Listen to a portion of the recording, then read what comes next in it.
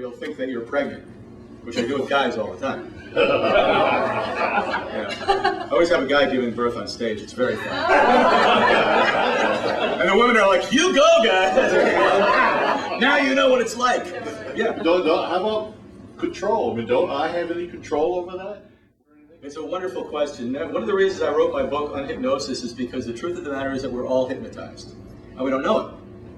Every one of us, we've all been programmed in certain ways. There are certain things that you do every single time that a particular stimulus arises, and you always do them.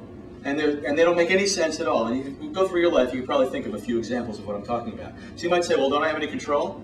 Yes, you have control to the degree that you have consciousness of the fact that you're doing it. So if you suddenly wake up to the fact that you're acting out of a program, you no longer have that program. A ploy perceived is no ploy, but you're stuck inside the ploy. And at the moment that those people do that, it's so automatic that they don't think that they're in a state of control. They're just acting automatically. Now, if you were to ask them if they were hypnotized, they'd say no. Happens all the time. I'll take somebody, I'll say, when you wake up, you're sitting right here, when you wake up in just a moment, 3 things are going to happen. Number 1, you don't believe you're hypnotized.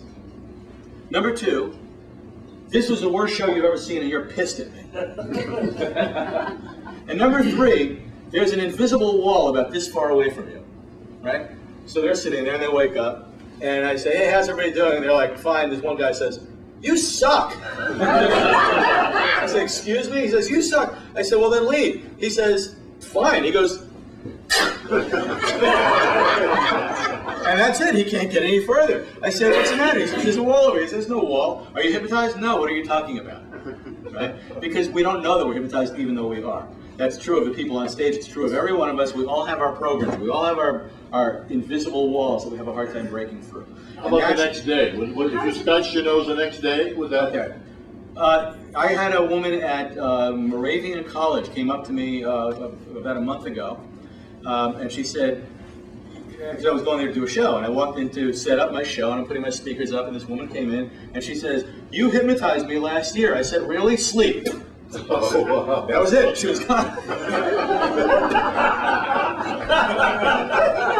And whenever you wake up, whenever I touch my nose, you're going to think that you just saw the funniest thing you've ever seen. And I just worked with her for the rest of the show. She was just fun to. So, yeah, fun stuff.